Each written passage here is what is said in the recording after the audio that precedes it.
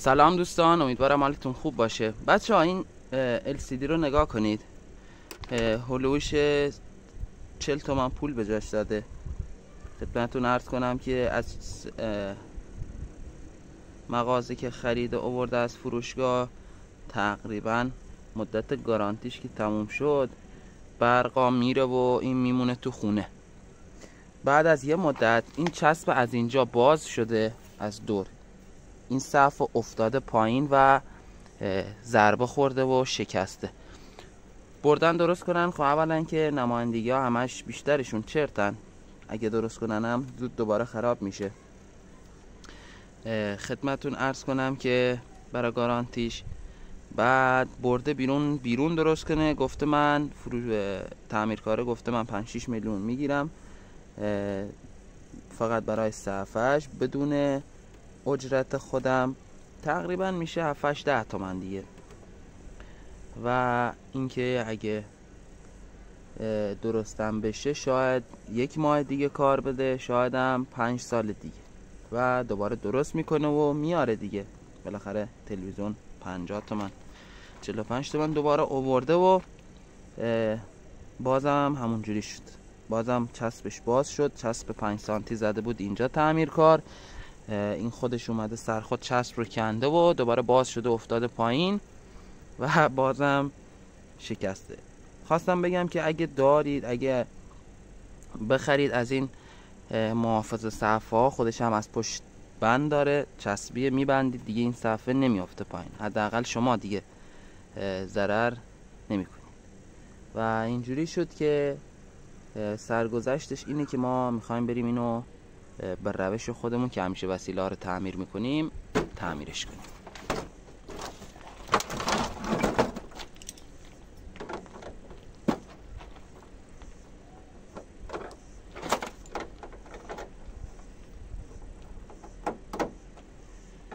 بریم میبینیم 50 میلیون 45 تومن پول.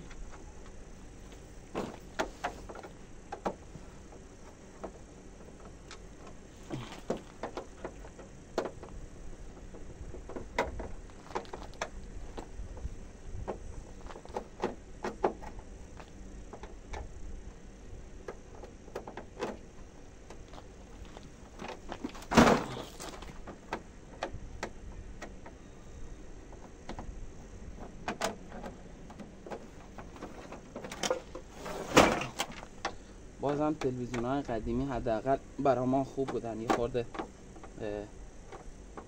آرمیچر و آلومینیوم و مثل داشتم. فکر نکنم اینا هیچی توشون باشه جز اینکه 10-12 کیلو آهنه.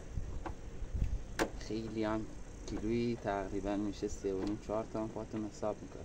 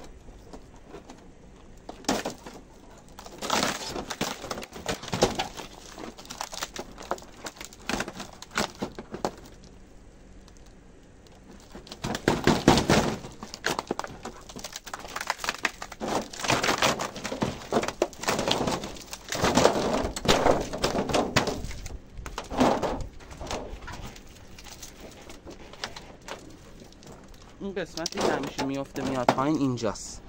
از این در میاد یه تیکه چسب اینجا، این چسب خود به خود در اثر گرما نرم میشه و این میفته پایین و تلویزیونتون میشکنه و باید برید 50 تومن بدید.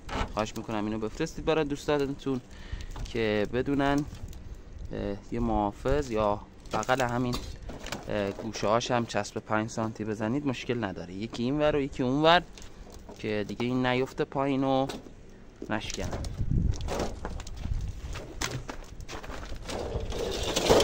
خب این تلویزیون هیچی نداره، یعنی بخوایم حساب کنیم برای اینکه سودی داشته باشه جز همون سود معمولی که شما رو آهن میبرید هیچ سود دیگه هم نداره و فقط آهن. یه تیکه پلاستیک داشت که در آوردیم و همین هم رو در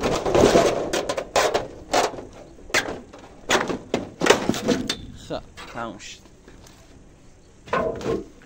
این هم لام تصویراش که میگن لام تصویرش سوخته، این همش این در میاد.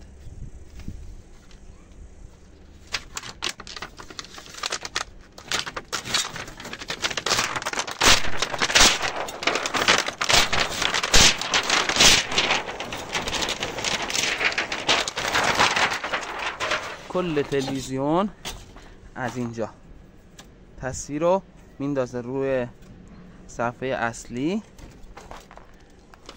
پشتش هم هیچی نداره، فقط یه تیکه برد بود اینجا که درش آوردن.